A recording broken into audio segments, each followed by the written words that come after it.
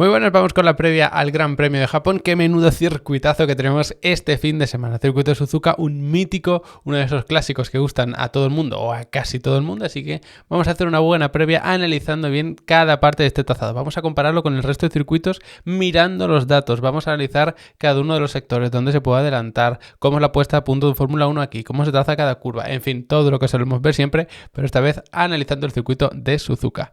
Empezando por los datos, tenemos un circuito más largo de los dos que hemos tenido hasta ahora, son poco más de 5,8 kilómetros y esto lo coloca entre esos circuitos, digamos, más bien largo. No es un Spa, por ejemplo, que son 7 kilómetros, ni mucho menos, pero sí que se puede considerar un circuito medianamente largo. Se van a dar 53 vueltas, que son más bien poquitas, y esto abre la posibilidad a que sea todavía más fuerte el tema del undercut. Recordad que el undercut es parar una o dos vueltas antes, generalmente, para poder ir con mayor velocidad y por tener un neumático nuevo, de tal forma que vayas recortando tiempo y cuando el piloto que tenías delante pare, saldrá por detrás de ti. ¿Cuánto por detrás? Pues dependerá de lo que le hayas recortado gracias a tus neumáticos nuevos. Entonces, como es un circuito bastante largo, donde hay bastante gradación y hay poquitas vueltas, no es lo mismo ir con una o dos vueltas de más en un circuito de 53 vueltas que en uno de 70, por ejemplo. Entonces ahí cambiaría un poquito la influencia. Sin embargo, otros años hemos visto que es un circuito en el que puede aparecer el overcut también como algo potente, porque como hay tanta degradación, si eres capaz de ahorrar neumáticos en el primer stint, en caso de que sea una carrera a una parada, vas a poder hacer un segundo stint más cortito y de esa forma poder apretar más o al menos no tener que conservar tanto y ahí poder ir recortando tiempo al piloto que va adelante. Es interesante porque si la degradación es normal, la esperable, el undercut será potente, no solo porque cuando ese piloto pare saldrá por detrás de ti, sino que podrás conservar esa posición hasta el final, que esa es la gracia del undercut, pero si la degradación se dispara, podemos tener incluso influencia del overcut, que conservemos más neumáticos en el primer stint para no tener que conservar tanto en el segundo y podamos adelantar. Eso sí, en la Fórmula 1 actual se ha visto mucha diferencia entre el principio y el final de la carrera, teniendo mucho desgaste al principio y poquito al final. Por eso también se debería favorecer el tema del undercut. Y terminando ya con esto de las distancias y las vueltas y demás, tenemos una distancia hasta el primer punto de frenada muy larga. Es decir, son más de 600 metros hasta el primer punto de frenada, como digo, no hasta el primer vértice, sino hasta el primer punto de frenada, porque además la curva 1 se podría hacer teóricamente a fondo o casi a fondo, pero luego enrosca con la curva número 2. Todas estas las explicaremos un poquito más adelante. Entonces, como son muchos metros, vamos a tener muchas posibilidades de perder o ganar posiciones en la salida. Es una salida que bajo ningún concepto nos podemos perder. Muy interesante. Otra cuestión es que hay una pendiente hacia abajo. Si tienes una pendiente hacia abajo, digamos que ya el peso del coche te permite ir acelerando más y por eso es más difícil que tengamos algún piloto pues que le llegue a saltar el anti-stall o que tengamos una salida especialmente desastrosa. Pero aunque sea muy complicado salir tan mal, con que salgas un poquito mal, hay tantos metros que sí que te pueden ir ganando la partida. Será importante la pole, por supuesto, la clasificación, pero ahí no está todo dicho. Hay que defender luego la posición en la salida, que son muchos metros. En cuanto a las curvas, tenemos 18 en total, son bastantes más de las que tenemos en los dos anteriores circuitos y es un circuito largo. Entonces, sí, más bien hay bastantes curvas, pero también es un circuito más bien largo, entonces este ratio de densidad de curvas se nos queda en 3,1, es decir, más o menos tenemos por cada kilómetro de circuito 3 curvas, lo que pasa que son curvas bastante largas, como entenderéis un poquito más adelante. Es el único circuito que no se corre ni en sentido horario ni en sentido antihorario, o mejor dicho, se corre de las dos maneras, porque tiene forma de 8 y por eso está muy bien equilibrado en cuanto a curvas izquierda y derecha. Podría estarlo más, es cierto, pero bastante bien equilibrado. Curvas de baja velocidad y muy poquitas, ves que hay 3, de hecho 2 de ellas están concentradas en la última chicane y luego tenemos una muy enroscada hacia la izquierda, una horquilla cerrada que también veréis un poquito más adelante, que es la curva número 11, pero no es un circuito de curva lenta, es un circuito de curva media pero muy larga, y de hecho estas curvas de velocidad media son media tirando alta y luego también curvas de mucha velocidad. Por lo tanto, va a haber que ir bien sí o sí en curvas de mucha velocidad y curvas muy largas. Y precisamente por eso no es un circuito en el que sean críticos los frenos. Es un circuito en el que sí, va a haber que tocar el pedal del freno unas 7 veces aproximadamente, quizá aumente un poco en función de cómo estén las condiciones de pista, si hay tráfico, todas estas historias, pero en general no es un circuito de muchas frenadas. Hay una frenada muy fuerte, que de hecho es la última frenada del circuito, pero el resto son frenadas de ir a lo mejor bastantes metros tocando el freno, pero poquito, porque además se aprovecha mucho el freno motor, ir reduciendo marchas para ir perdiendo velocidad del coche y que se vaya cruzando. No es un circuito de tener una recta y una curva lenta, curva lenta, nada de eso, es de estar todo el rato fluyendo con curvas de velocidad media y media alta. Por lo tanto, en torno a un 11% de la vuelta se debería estar tocando el freno como mínimo, en función de las condiciones de pista. Como digo, puede subir en torno a un 13% más o menos, pero en cualquier caso no es un circuito en el que nos preocupen los frenos. Ojo, eso no significa que no puedan aparecer problemas de freno como hemos visto en anteriores carreras. De momento no hemos tenido ningún gran premio de los dos que llevamos con alta dificultad para los frenos, y aún así han aparecido dificultades más que nada pues por problemas de fiabilidad o a lo mejor por alguna suciedad o alguna historia que se cuela en los conductos de ventilación. Entonces no es un circuito muy exigente para los frenos, pero tampoco podemos descuidarlos del todo. Y en cuanto al otro pedal, el del acelerador, sabiendo que hay curvas míticas que ya se hacen a fondo, podríamos esperar que este porcentaje de la vuelta acelerando a fondo iba a ser más alto, pero no lo es tanto, está ahí en la media, en torno a un 73%, y claro, si no vamos mucho porcentaje de la vuelta tocando el freno y tampoco acelerando a fondo, que es algo que pasaba más o menos también en China, lo que nos queda es que tenemos un circuito de ir muchos metros a medio gas. Sobre todo estas curvas tan largas no puedes acelerar de golpe al principio, porque entonces o pierdes el control o te vas muy largo en la salida, y no puedes hacer eso porque tienes que ir controlando la trazada para la siguiente curva que va a ir hacia la otra dirección. En cualquier caso, todo esto lo vamos a ver ahora analizando cada una de las curvas. El otro porcentaje interesante en cuanto al acelerador, más o menos, si lo metemos en esta categoría, es el del porcentaje de la vuelta que vamos en octava marcha, que ya es el rango máximo de velocidad de un Fórmula 1 y nos hace entender lo crítico que va a ser el drag. Veis que no es precisamente el más bajo, tampoco el más alto, está ahí más o menos en la media o en la parte media de la tabla, lo que significa que no debemos descuidar el drag. Es más importante la carga aerodinámica, luego lo vemos cuando expliquemos el tema de los reglajes, pero no podemos olvidar el drag porque te va a quitar bastante tiempo por vuelta. Y para terminar, en cuanto al giro de volante, no vamos mucho porcentaje de la vuelta con el volante recto. Sí que para el porcentaje de vuelta que vamos acelerando a fondo se podría corresponder más o menos, pero esto no significa que no vayamos a mucha velocidad, que también vamos a ver rápidamente un gráfico de telemetría con el que lo entenderéis mejor.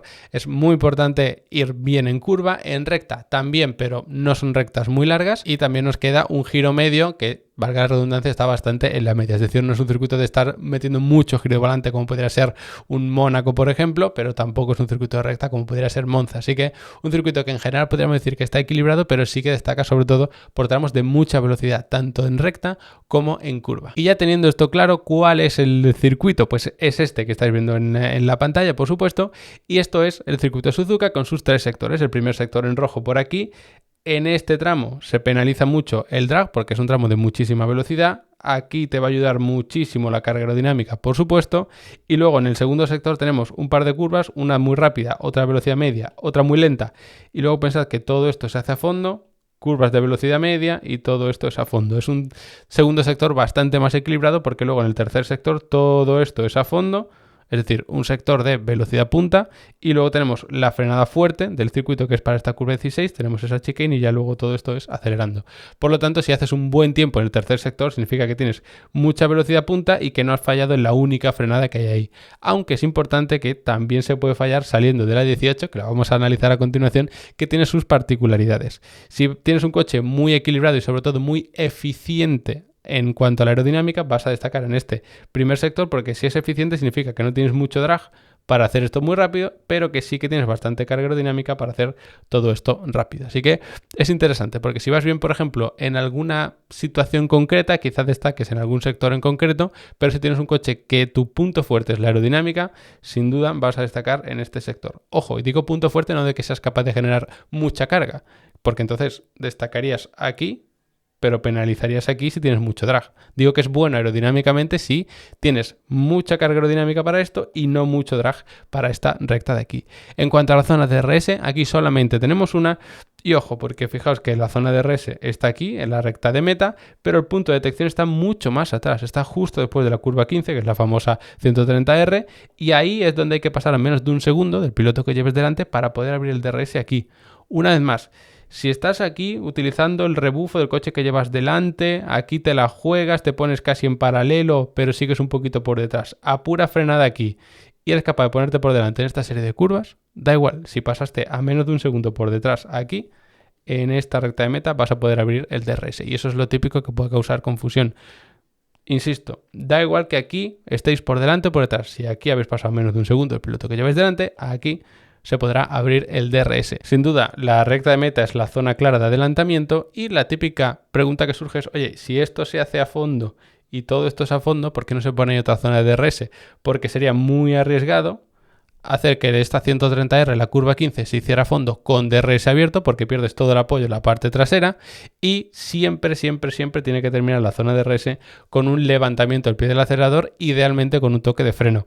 Esta curva 1 es particular porque se va enroscando con la 2 y demás, o sea que esta zona de DRS ya de por sí está al límite, y meter una zona de DRS aquí no se podría hacer porque si tú puedes poner aquí un DRS que luego se cierre aquí, aunque esto lo puedas hacer a fondo, pero cambiaría mucho el balance del coche, realmente sería como pegar una frenada, sería muy peligroso y por eso no se pone en esa zona. Y ya, aclarado todo esto, podemos ir a repasar cada una de las curvas que tenemos, empezando, como no puede ser de otra manera, por las curvas 1 y 2. Muchos metros, como os decía, hasta la primera curva en la salida, así que es especialmente importante, pero es que además esta zona del circuito es bastante ancha y suele dar pie pues a que quien va por fuera por aquí luego pueda proteger en la salida de la 2, quien va por dentro recorriendo menos metros quizá pueda también colarse en el interior de la 2 y ganar la posición, en fin, da bastante juego en este sentido las curvas 1 y 2. Lo más importante cuando ya estamos en vuelta lanzada, no en la propia salida, es ir perdiendo velocidad progresivamente en la curva número 1, abriéndonos por aquí y seguimos perdiendo velocidad para trazar esto de la forma más redondeada posible. Es decir, no hay que estar aquí bien pegados, atacamos tarde para dar gas y luego nos abrimos. No es así. Porque esta curva número 1, que se podría hacer a fondo casi, luego enlaza con la curva 2 que está seguida. Realmente es como una especie de curva muy larga de doble radio. Entonces lo que hay que hacer es ir perdiendo aquí velocidad progresivamente, se sigue y luego se va redondeando esta curva 2. Lo más importante es no dar gas demasiado agresivo aquí, ni por pronto ni por demasiado ímpetu. Es decir, si estás por aquí y empiezas a dar gas demasiado fuerte, te vas a venir largo y vas a perder toda esa inercia que te va a ayudar en toda esta zona, porque esto ya es cuesta arriba y si pierdes aquí velocidad te va a costar mucho recuperarla. Es fundamental en caso de que tengas una falta de confianza o lo que sea, sobre todo los que estéis en el simulador, si tenéis que sacrificar la parte interior, la sacrificáis, pero lo que no se puede hacer es irte largo aquí, que tengas que corregir, levantar, hacer un contravolante, ahí se suele perder muchísimo tiempo. Y aquí tenemos un pequeño tramo de recta hasta la serie de curvas probablemente más icónicas, no del circuito, sino del todo el calendario, podríamos decir. Son las famosas S, que son las curvas 3, 4, 5, 6 y 7. Importantísimo, como la líes en una curva, la siguiente la tienes que sacrificar porque si no ese error se te va a ir haciendo una bola de nieve y lo que aquí era a lo mejor una décima, cuando llegas aquí has perdido un segundo, que esto sobre todo os pasará en los simuladores, no tanto a los pilotos de Fórmula 1. Entonces, muy importante, fijaos que tenemos la 3 y la 4 seguidas, pequeño tramo, 5, 6, pequeño tramo, la 7. ¿Por qué digo esto? Porque para la 3 sí que podemos jugar con la trazada como queramos porque venimos aquí de la curva número 2. Entonces, como sabemos que la 3 va a desembocar en la 4, lo que buscamos es el piano aquí, muy tarde, de tal forma que atacas tarde esta curva 3 y que ya se tiene que hacer perdiendo velocidad y así puedes hacer neutra la curva número 4. No da tiempo a abrirse entre la 4 y la 5, aunque hay un pequeño tramo porque digo que es un poquito más largo que lo que hay entre la 3 y la 4, pero no da tiempo. Entonces nos quedaremos más o menos a mitad de pista. Quizás si dividimos lo que sería la pista, en vez de por la mitad en 3 partes, pues estaríamos en esta parte de aquí, ¿vale? En ese tercio izquierdo de la pista, para que os hagáis una idea. A partir de ahí, pues daría tiempo a ir redondeando la curva 5 y es inevitable irte un poquito largo. No tanto como para subirte aquí, ni mucho menos, pero sí que es importante quedarnos a mitad de pista y ahora sí dejamos el coche fluir hacia afuera porque esta curva 6 es larguísima. O sea, fijaos que esta 6 es todo esto, mientras que la 5, la 4, la 3 son bastante más cortas. Entonces, te puedes estar un poquito más cerca al principio, dejar abrir el coche para cerrarte un poco más al final y de esa forma ya vas a tener mejor trazada para la 7, porque si te vas largo aquí, vas a perder mucho tiempo. Lo que hay que buscar es atacar la 6, dejar abrir el coche para cerrarte al final, ya estás a mitad de pista, perdonad el pulso que yo tengo y luego ya vas redondeando esta 7. La 7 se tiene que hacer a fondo sí o sí. Si no soy capaz de hacer la 7 a fondo, seguramente lo que os esté pasando es que estáis demasiado a la izquierda aquí o que aunque estáis donde tenéis que estar, atacáis demasiado pronto y os vais largo por aquí. Hay que ser paciente, hay que aguantar el coche en el lado exterior y luego atacar tarde la 7. No buscando el piano aquí, sino más bien por aquí, redondeando y luego va ya dejando que el coche fluya hacia afuera. Es una serie de curvas muy características que o se te dan muy bien o se te dan muy mal en general en cuanto a los simuladores, pero sí que es importante que tengáis estas cosas en cuenta, que hay zonas en las que te puedes abrir y zonas en las que tienes que ir minimizando daños, es decir, cerrándote lo que puedas. Importante también que antes de la 3, justo aquí después de la 2, hay que abrirnos lo máximo posible para trazar lo más abierto esa 3 y demás. Y es un fallo típico tocar aquí el césped y perder el control del coche, porque te intentas abrir tanto y ahí no hay piano que terminas pisando el césped y se termina perdiendo el control. Así que sí, para la 3 hay que estar lo más abierto posible, pero ojo con ese césped porque suele dar algún susto y esto en Fórmula 1 también pasa.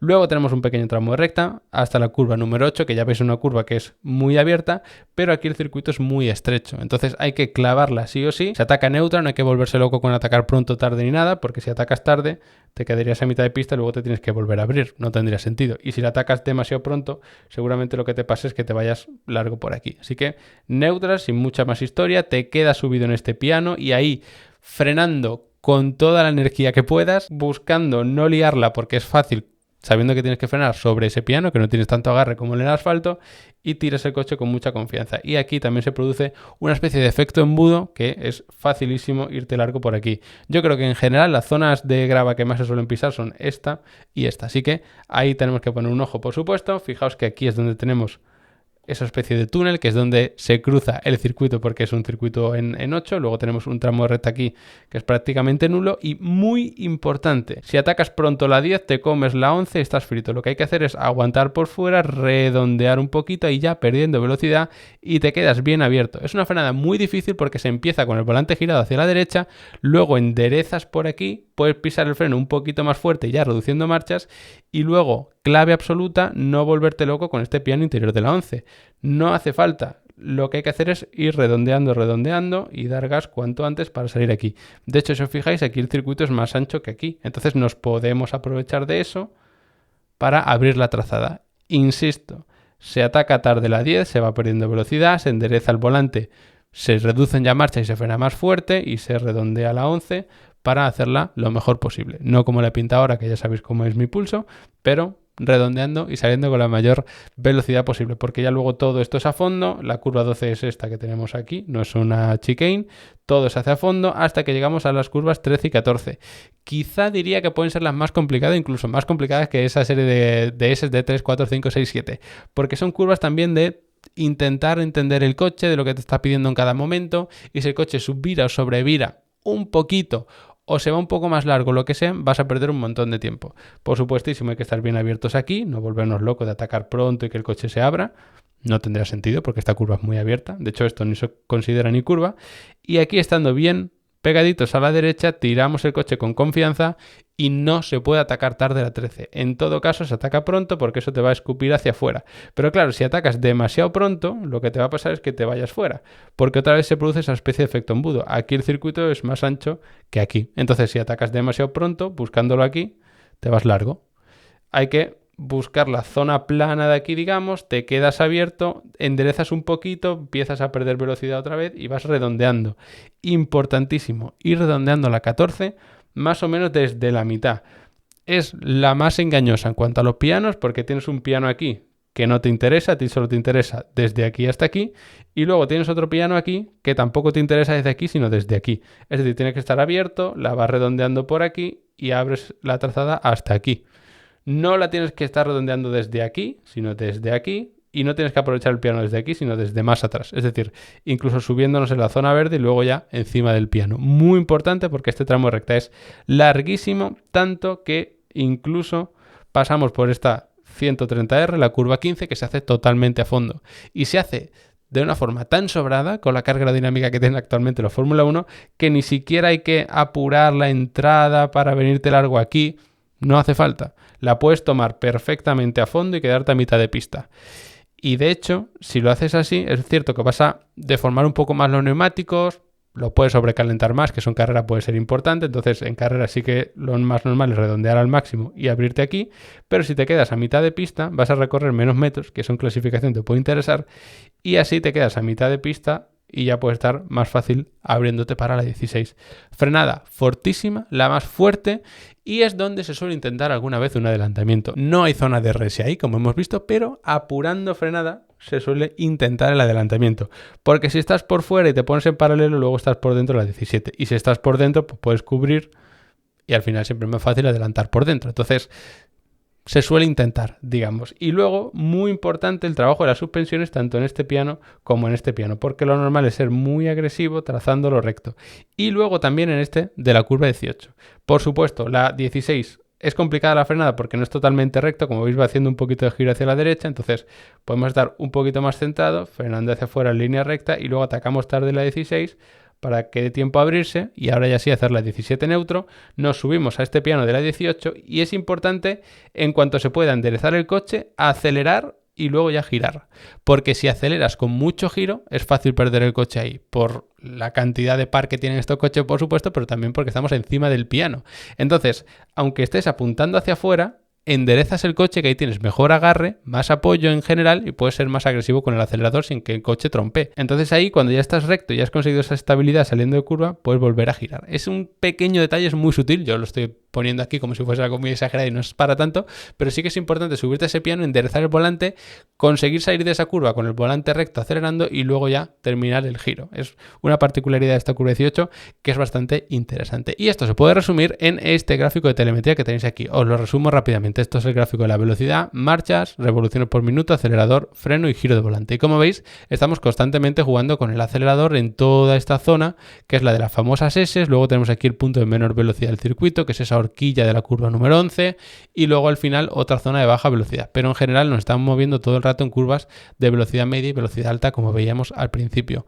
Mucho juego del acelerador, como digo, pero luego el último tramo sí que tenemos aquí muchos metros hasta las curvas 13-14 acelerando a fondo y luego todo esto que es a fondo. Fijaos que esto sería la curva número 15, la 130R, que justo llegamos a enderezar el volante y ahí ya es cuando estamos frenando y aplicamos la mayor presión del freno, porque el resto de frenadas son bastante más suaves. Esta es un poco más complicada porque es la de la frenada 11, entonces es lo que os decía, tienes que empezar a frenar y luego enderezar el volante, frenar más fuerte y luego ya empezar a girar para tomar la curva.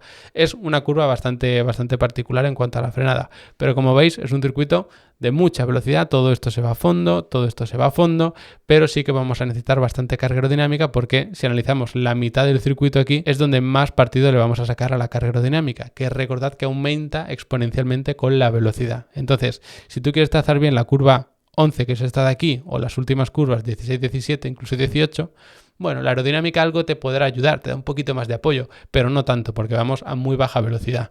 Sin embargo, cuando estás tomando una curva a 200 km por hora, que encima es a un lado, que enlaza con el otro, ahí necesitamos mucho apoyo aerodinámico. Y precisamente por eso vamos a pasar a hablar del tema de los reglajes, que para eso tengo aquí, como siempre, estas ilustraciones que me vienen bastante bien, ¿no? Estas fotos. Es un circuito en el que vamos a necesitar carga aerodinámica, eso es así, porque fijaos en el propio circuito. Si tienes más carga aerodinámica, esto lo vas a hacer mucho más rápido. Ojo, no desde aquí, sino las curvas 1 y 2 también, la 8 y la 9 también, la 13 y la 14 también. Y hacer esas curvas rápido no solo te dan velocidad en esa propia curva porque la puedes trazar a más velocidad, sino que saliendo más rápido de aquí, todo esto lo vas a hacer más rápido, haciendo más rápido esta 9, esto también lo haces más rápido. Saliendo bien de la 13 y la 14 sobre todo esto ya lo vas a empezar con más velocidad. Y otro detalle importante, más carga aerodinámica nos ayuda a tener más apoyo en los neumáticos porque es esa fuerza del aire hacia abajo, tanto con los alerones como con el suelo y el difusor, por supuesto, y cuanto más empujes el coche hacia abajo, más agarre, bueno, van a tener, por supuesto, los 4 neumáticos. Y ese agarre se suele traducir en una mejor gestión del desgaste y la degradación, por lo tanto vas a poder conservar mejor los neumáticos.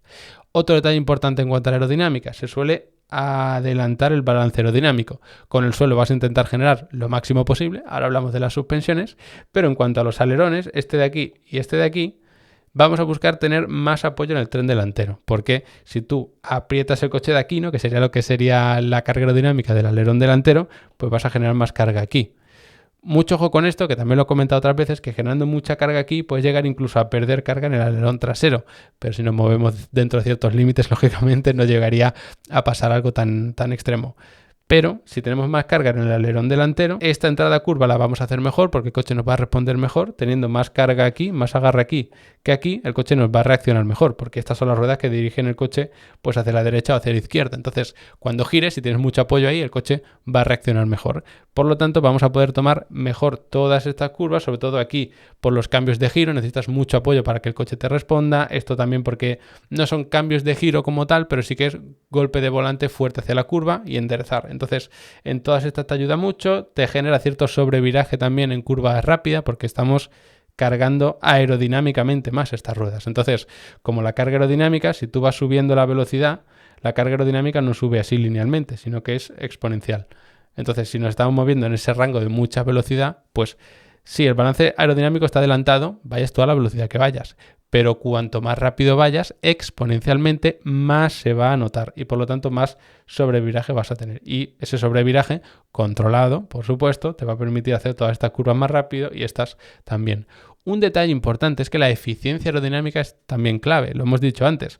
Si tú vas rápido aquí, pero pierdes mucha velocidad aquí, vas rápido aquí, pero pierdes, bueno, y aquí, pero pierdes mucha velocidad aquí, al final no te va a salir la cuenta como tal.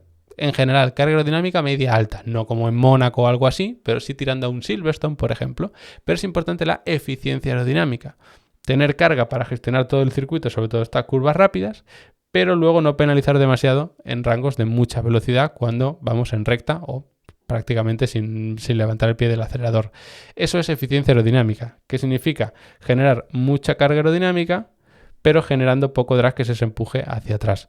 Entonces, si un equipo, por el concepto de coche que tiene, por las particularidades de sus configuraciones de aerodinámica, por lo que sea, tiene mayor eficiencia con un poquito menos de carga, habrá que poner ese poquito menos de carga. Es decir, si tú cargando menos los alerones un poquito consigues mucha más velocidad punta, en este circuito te compensa. En un Mónaco, por ejemplo, quizá no, porque es un circuito que no tiene rectas largas como para compensarlo. Pero en este sí lo tienes, porque insisto, las rectas no son muy largas, pero esto ya se va haciendo a fondo, entonces empieza con bastante velocidad y además es cuesta abajo. Esto se hace a velocidad media y la recta es larguísima, entonces son tramos en los que sí que se puede penalizar mucho por falta de velocidad punta. Por supuesto, también influirán los alerones. Y ya para terminar, hay un concepto que es clave en este circuito de Suzuka y son las suspensiones, porque para conseguir la mayor eficiencia aerodinámica en nuestros queridos coches, no solo es jugar con los alerones, que a nivel de suspensiones pues la puedes poner más rígida para que siempre estén bien horizontales, a la altura que necesitan, todo eso, todo perfecto, pero la enorme mayoría de carga aerodinámica se genera con el suelo del coche y, bueno, por supuesto, con el difusor. Entonces, ¿qué quieres tú para tener mucha eficiencia aerodinámica y encima tener también mucha carga aerodinámica por el suelo? Tener el coche lo más bajito posible. Entonces, hay otros circuitos, por ejemplo en China, que yo decía, lo que se puede hacer en circuitos así, que es todo de curva, pero luego hay una recta muy larga, es levantar un poquito el coche, de tal forma que para las curvas de baja velocidad y media puedes atravesar bien los pianos, tienes más rango en las suspensiones, todo eso, pero luego cuando vayas en recta, poner los muelles a compresión tanto del eje trasero como del eje delantero muy blanditos. Y según vamos avanzando, vamos ganando velocidad, va empujando más el aire hacia abajo y esas suspensiones que antes estaban así, pues se van comprimiendo poquito a poco. Y ya es muy eficiente en recta porque el coche va bajito, pero luego en curva es más alto y puedes absorber mejor los baches y demás. En este circuito de Suzuka no es tan recomendable, digamos, esa práctica porque es que prácticamente todas las curvas son así. Entonces, como el circuito en general es muy parecido en todos los sectores, en todas las partes, lo normal es que necesites un coche lo más bajito posible y ya está. Es decir, pones un coche bajo, rígido e intenta sobrevivir con eso. El problema es que hay pianos que son bastante agresivos, que son muy altos y luego tenemos también cambios de pendientes muy fuertes. Aquí hay un cambio de pendiente muy fuerte, bueno, lo pongo aquí. Esto es cuesta abajo y luego aquí tenemos cuesta arriba, luego esto todo es cuesta arriba, luego esta parte sí que es un poquito más llana, pero luego, por ejemplo, las 13 y la 14 son cuesta arriba y luego cuesta abajo. Entonces, teniendo un coche con la suspensión tan baja y tan rígida, es complicado compensar esos cambios de pendiente porque no tenemos tanto rango para absorber todas esas irregularidades. Así que ya veis que es un tema bastante complicado. De todas formas, sabéis que si queréis aprender mucho más sobre Fórmula 1, mecánica, reglajes, telemetría, estrategia de carrera, lo que se os ocurra, pues tenéis Level Up Academy, que es la mejor academia online para aprender donde y cuando queráis sobre automovilismo, real y virtual, por cierto, y ahí lo tenéis absolutamente todo. Tenéis más de 50 cursos, más de 30 masterclasses, tenéis descargas, tenéis soporte para dudas, tenéis setups de sim racing, tenéis incluso una herramienta para guiaros de, oye, tengo sobreviraje entrando en curva lenta, pues tenéis una herramienta que le dices eso, le das a enviar y te dice, vale, pues te recomiendo hacer estos cambios, modificar el diferencial así, o las suspensiones, o los frenos, o no sé qué. O sea que de verdad tenéis absolutamente de todo para aprender de automovilismo, tanto real como virtual, ya sea un hobby que tenéis y queréis profundizar un poco más, o incluso si os queréis dedicar a ello a nivel profesional para ser ingenieros o mecánicos o lo que sea. Así que de verdad echarle un buen vistazo, que merece mucho la pena, porque es que la calidad de cosas que tenéis ahí y por el precio que tiene es que es imposible encontrarlo mejor. Así que echar un buen vistazo, nos vemos por ahí y muchas gracias como siempre por haberos quedado hasta el final del vídeo.